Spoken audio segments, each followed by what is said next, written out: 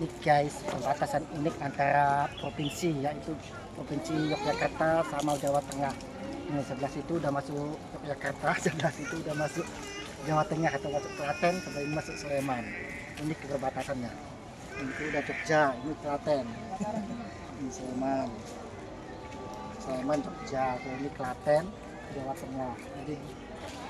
Jadi Prambanan ini masuknya ke Sleman, tapi cuma Prambanannya tok, lapangannya, parkirnya itu masuknya ke Klaten semua. Yuk, kami lanjut lagi. Nih sebelah kiri kita ini Sleman Yogyakarta, sebelah kanan kita ini Klaten Jawa Tengah. Jadi udah beda provinsi, cuma dibatasi jalan ini. Tapi Candi Prambanannya masuk ke Yogyakarta, ke Sleman. Kalau lapangan ini masuk ke Klaten. Kalau lapangan sebelah ini masuk ke Sleman. Jadi beda. Nih. Kalau candinya itu masuknya ke Sleman Yogyakarta. Tapi dari samping sini perbatasannya terus ngelengkuk ke sana itu udah Klaten. Jadi yang cuman masuk itu Candi Prambanannya tok. Candi Sewu itu, Candi Lembung masuknya ke Klaten. Dah yuk kita melanjut lagi. Keunikan perbatasan Candi Prambanan terletak pada lokasinya yang berada di garis perbatasan dua provinsi, yaitu terletak di Provinsi Daerah Istimewa Yogyakarta dan Provinsi Jawa Tengah. Untuk kisah sejarahnya pernah kita bahas di konten ini, yang mana kompleks Candi Prambanan ini secara administratif masuk ke Kabupaten Sleman, Yogyakarta. Namun untuk pintu masuk, sebagian parkiran, loket tiket, Candi Lumbung, Candi Bubrah, Candi Sewu, sama pusat oleh-oleh masuk ke Kabupaten Klaten, Jawa Tengah. Jadi yang masuk ke Kabupaten Sleman, Yogyakarta itu hanya kompleks Candi Prambanan dan panggung festival Trimurti. Selebihnya kebanyakan masuk ke Kabupaten Klaten, Jawa Tengah. Keunikan lainnya sama-sama memiliki kecamatan Prambanan. Jadi sebagian kompleks Candi Prambanan ini masuk ke Desa Bokoharjo, Kecamatan Prambanan, Kabupaten Sleman. Sebagiannya lagi masuk ke Desa Telogo, Kecamatan Prambanan, Kabupaten Klaten. Keunikan lainnya dari Candi Prambanan ini dikelilingi banyak candi Buddha, yang mana Candi Prambanan ini adalah aliran agama Hindu. Jadi di kompleks Candi Prambanan ini terdapat Candi Lumbung, Candi Bubrah, dan Candi Sewu yang merupakan aliran agama Buddha. Keunikan lainnya pengalihan aliran Sungai Opak. Awalnya dulu Candi Prambanan dikelilingi Sungai Opak yang berkelok, yang kemudian oleh Raja Dyah Lokapala mengalihkan aliran sungai dengan cara membuat aliran atau terowongan baru untuk mencegah erosi.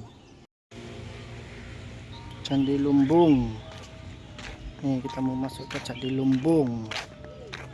Sana. Oke guys, kali ini kita mau lanjut ke Candi Lumbung.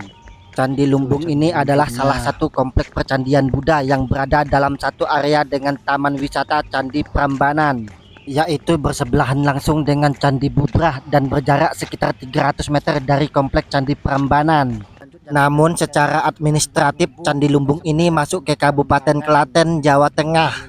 Candi Lumbung ini diperkirakan dibangun pada abad ke-8 Masehi pada masa Kerajaan Mataram kuno, yang dibangun oleh dinasti Sailendra yang beraliran agama Buddha, yang mana pada masa itu Kerajaan Mataram kuno dipimpin oleh Raja Rakai Panangkaran, yang merupakan Raja Mendang kedua. Namun pada masa pemerintahan Raja Rakai Pikatan yang berasal dari dinasti Sanjaya, berniat untuk menyaingi eksistensi dinasti Sailendra yang sudah lebih dulu membangun Candi Borobudur, Candi Sewu, Candi Bubrah, dan Candi Lumbung ini. Maka dari itu untuk menyaingi Candi Borobudur, Raja Rakai Pikatan membangun Candi Prambanan yang lokasinya berdekatan dengan Candi Lumbung, Candi Bubrah, dan Candi Sewu, yang mana dua dinasti ini masih memiliki hubungan sedarah yang saling bersaing dalam hal eksistensi kekuasaan dan memiliki perbedaan latar belakang agama yang kuat. Hal ini dapat dibuktikan dengan banyak ditemukannya candi Hindu ataupun Buddha di Provinsi Jawa Tengah dan Yogyakarta.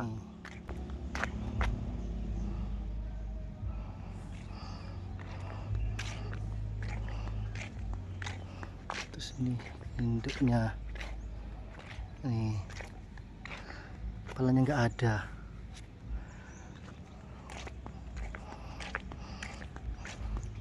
Ini jatuh-jatuh semua ini.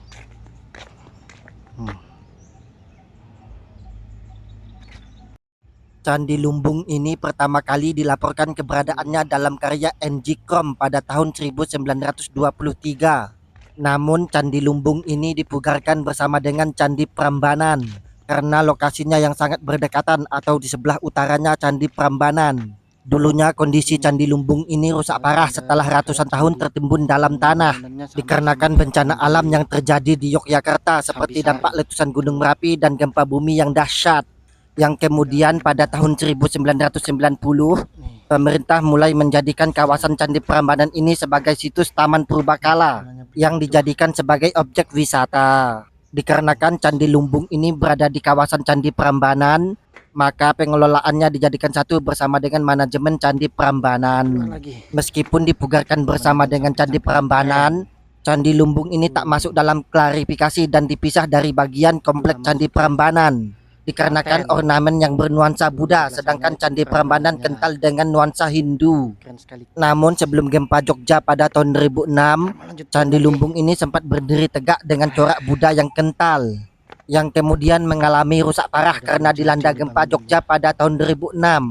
Banyak struktur bangunan candi yang ikut hancur dan runtuh, dan beberapa bangunan candi ini pun terpaksa dibiarkan rusak dikarenakan tidak dapat diperbaiki lagi atau tidak dapat dikonstruksi ulang. Yang udah jadi yang masih utuh, tuh itu juga utuh, ini utuh, tuh.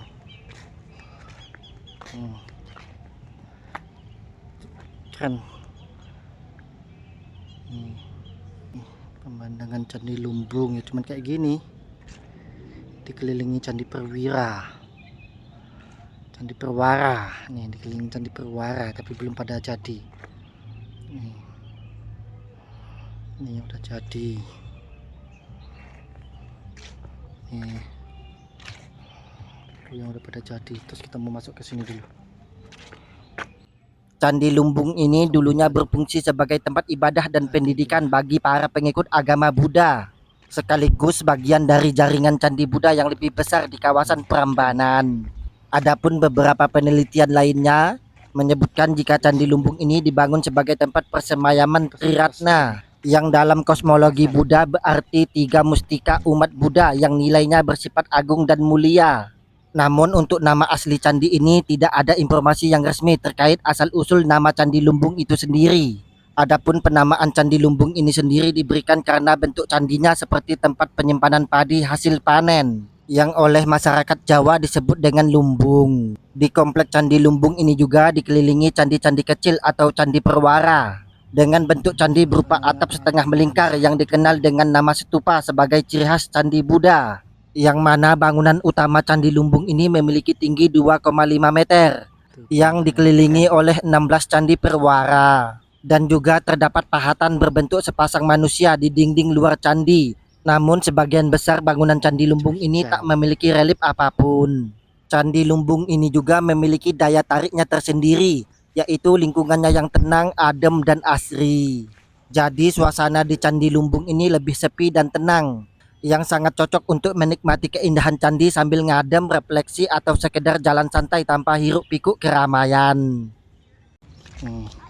Candi Bubrah. Kita mau ngeliling Candi Bubrahnya dulu.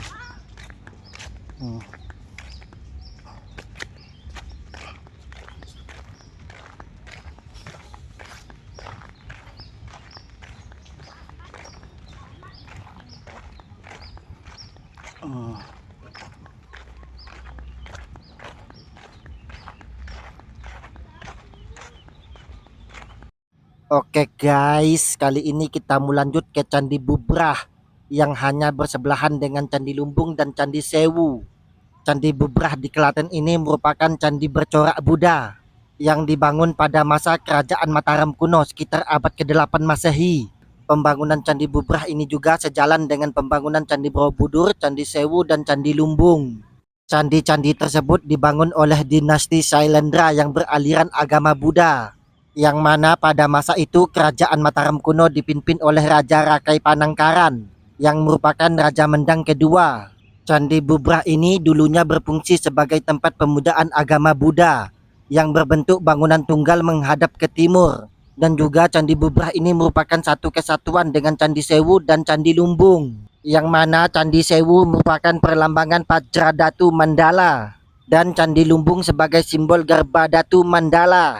Sedangkan Candi Bubrah adalah yang menyatukan kedua konsep tersebut. Maka dari itu dulunya dalam ritual keagamaan Buddha, upacara diawali di Candi Sewu, lalu ke Candi Lumbung, dan diakhiri di Candi Bubrah yang melambangkan keduanya. Adapun keunikan dari Candi Bubrah ini terletak pada motif hiasan taman teratai yang menjadi lapik Padma pada Dani Buddha, serta hiasan ceplok bunga di pagar langkan luar. Halo guys, ini kita lagi di Candi Bubrah. Nih, sampingan sama Candi Lumbung. Terus sebelahnya sana itu nanti Candi Sewu. Nih, pokoknya mantep, kita mau ngelilingin Candi Bubrah dulu. Pokoknya jos. Yo. Aku nggak mau. Kita mau masuk dulu.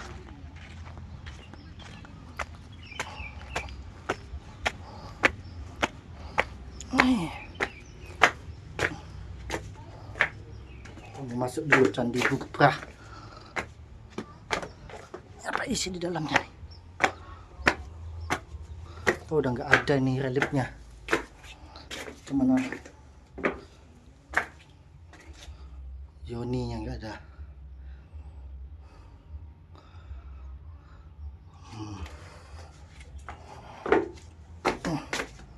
Terus lanjut.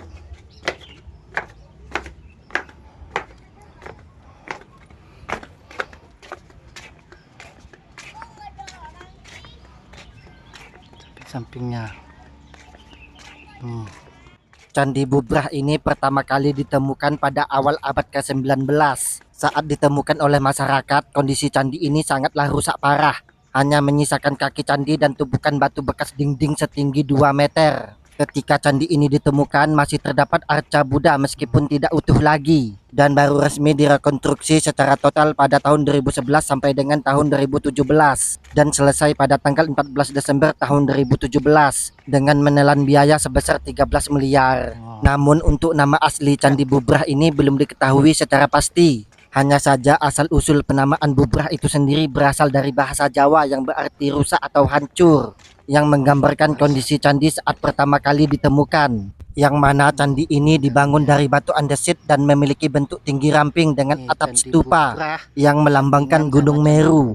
Dan juga Candi Bubrah ini berukuran 12 kali 12 meter dan memiliki keunikan motif seperti taman teratai yang dianggap sebagai satu kesatuan dengan Candi Sewu dan Candi Lumbung sebagai simbol penyatuan konsep Buddha. Dikarenakan masih satu area dengan Candi Prambanan, maka Candi Bubrah, Candi Sewu, Candi Lumbung, dan Candi Prambanan ini terdaftar sebagai bagian dari kompleks Candi Prambanan yang merupakan situs warisan dunia yang diakui oleh UNESCO. Jadi kalau lagi berkunjung ke Candi Prambanan, rasanya kurang lengkap kalau tidak mengunjungi Candi Sewu, Candi Lumbung, dan Candi Bubrah ini. Oke guys, berakhir sudah perjalanan kita di Candi Lumbung dan Candi Bubrah ini. Yuk jangan lupa di subscribe, like, share, and comment ya guys, biar tambah semangat buat konten-konten selanjutnya. Oke, dadah, see you. Halo guys, ini kita lagi ada di Candi Sewu.